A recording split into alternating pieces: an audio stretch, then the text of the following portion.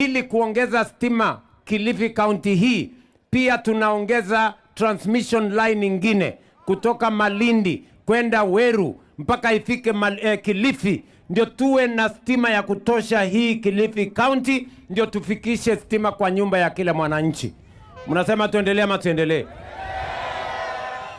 Wewe mtu ya Kilifi, nataka nikueleze, ukihesabu pesa ile tumeweka kwa stima hapa Kilifi ni shilingi bilioni 12.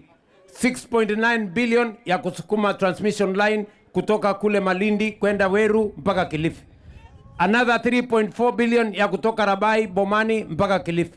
Another 2.2 billion ya kusukuma stima ifike kwa manyumba ya wananchi.